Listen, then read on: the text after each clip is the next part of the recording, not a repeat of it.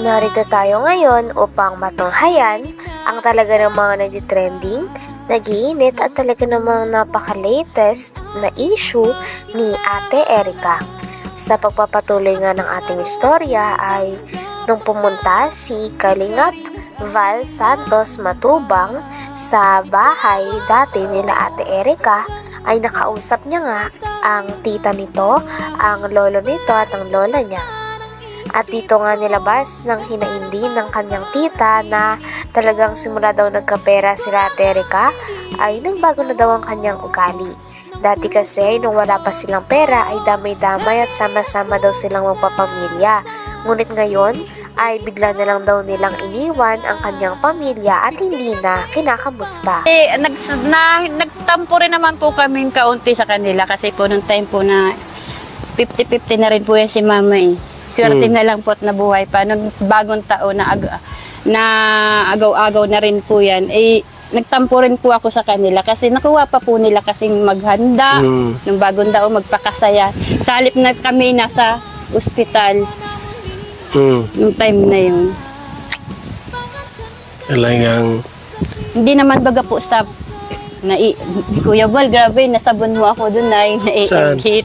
Naiingit ka pero malay ko. hindi po kuya, di ako naiingit. Ang ano ko lang po talaga yung kagaya po nung dati nung wala pa silang mga pera, yung damay-damay kami. Yung tulong-tulong kami pag ang Dati okay sila, no? Na maganda yung relasyon nyo. Eh ngayon po kasi Nung parang nagkapera, iba na. opo, yun po yung isinasama ko lang din po ng loob sa kanila. Dapat di sila nagbago. Kung sakali mang Dagdag pa ng tita ni Ate Erica ay sinabi niya nga na napaka-fake news daw ng mga kumakalat na balita na sinusustentuhan pa daw ni Ate Erica ang kanyang lolo at lola, pati na rin ang kanyang pamilya na naiwan. Sapagkat ang sa katotohanan daw ay talagang hindi na nga daw sila pinapansin at hindi na nga sila kinakausap o kinakamusta man lang ni Ate Erica. Hindi rin totoo na buwan-buwan ay nakakakuha daw sila ng sustento galing kay Ate Erica.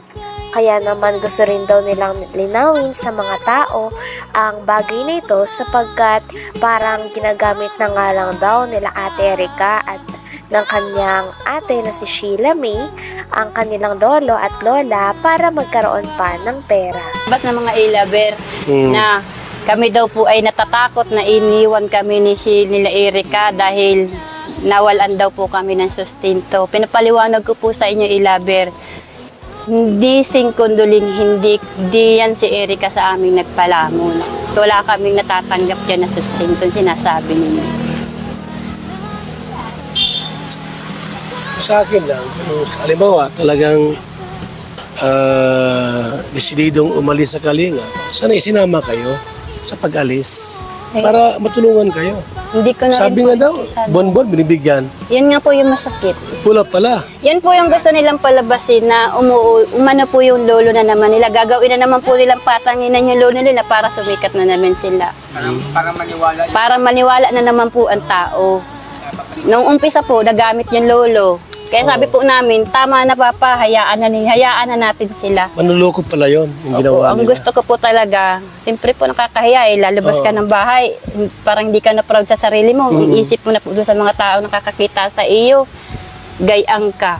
Ano mismo mo kay Erica? Ayan, naka-vlog tayo. Sabi naman ng tita ni Ate Erica ay kung may masasabi din daw siya kay Ate Erica ay mabait naman daw ito at talagang tumutulong naman sapagkat talagang kilala naman nila ito simula pagkabata. Ngunit ang problema nga lang ay nadala daw talaga si Ate Erica sa ugali ng kanyang ate na si Sheila May. Kaya naman ngayon ay talagang hindi na rin niya ito makita at hindi na rin sila nito kinakamusta simula nung iniwan nila ang kanyang pamilya at bumukod sila kasama ang kanyang ate. Sabi naman ni Kuya Val Santos Matubang ay may balak daw siya na papuntahin si Erica at si Sheila May at pagharap-harapin kasama ang lolo at lola pati na rin ang tita nito na marami. Mano po yung lolo na naman nila. Gagawin na naman po nilang patanginan yung lolo nila para sumikat na naman sila. Para maniwala na naman po ang tao. Nung umpisa po, nagamit yung lolo. Kaya sabi po namin, tama na papa, hayaan na natin sila. Manluloko pala yun, yung ginawa Ang nila. gusto ko po talaga, siyempre po nakakahiya lalabas ka ng bahay, parang hindi ka na proud sa sarili mo, iisip mo na po doon sa mga tao nakakakita sa iyo, gayang ka. Ano mensahe mo kay Erika? Ayan, naka-vlog tayo. Ano mensahe mo kay Erika?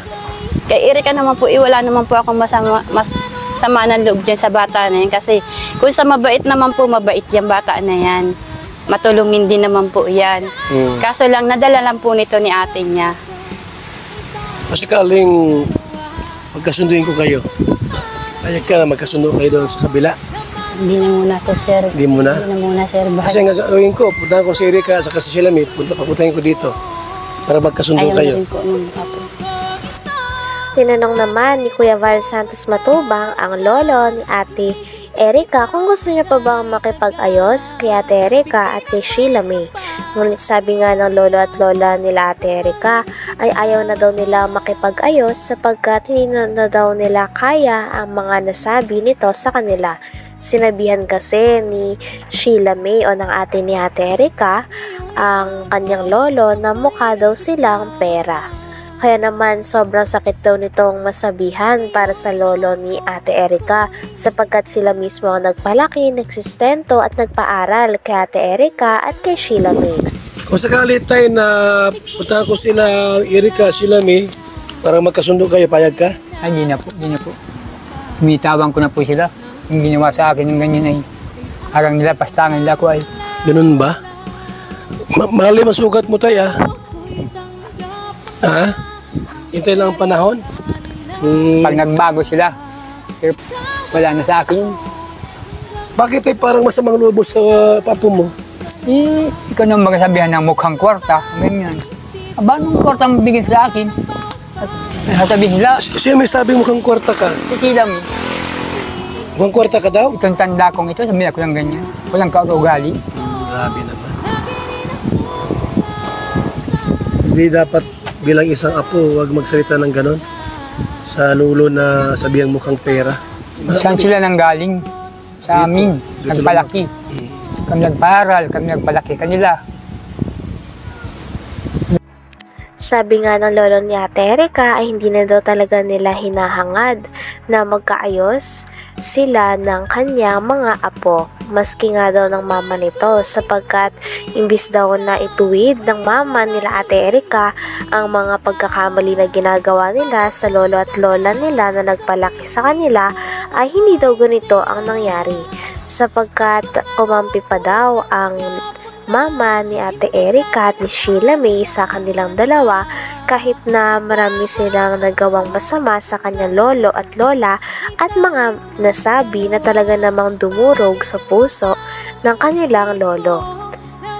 Sabi nga ng lolo ni Ate Erika ay parang wala na daw talagang pag-asa dahil ayaw niya na rin makita ang dalawa dahil feeling niya daw ay talagang nalapastangan siya sa mga sinabi sa kanya ng mga apo na kanyang pinalaki. Ayaw ko na. Mas hindi kayo magkasurundo. Hindi ko na hinagad na magkaalis pa kami. Maski yung ina niya. Yung ina wala din namang kansan. Anak mo yung ina. Po. Pero bakit ayaw mong anak mo? Ay, hindi nga po marunong magpangaral sa anak. Dapat isang magulang, pangaralan niya anak niya para matuwid. Matuwid yung anak niya. Ay wala. Kampi pa. Kampi pa dun sa anak. Pinagsisiraan pa nga yung nanay niya. Yan daw ay talagang naghahambog lang. Magasakit. Bakit ganun sila? Ay, awang ko dun. Hindi ko alam.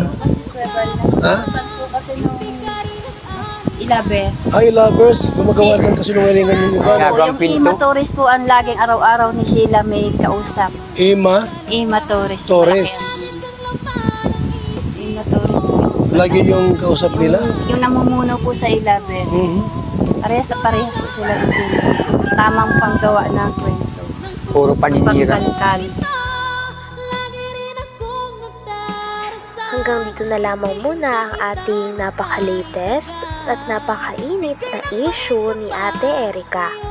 Maraming salamat sa inyong panonood. Hanggang sa muli. Bye!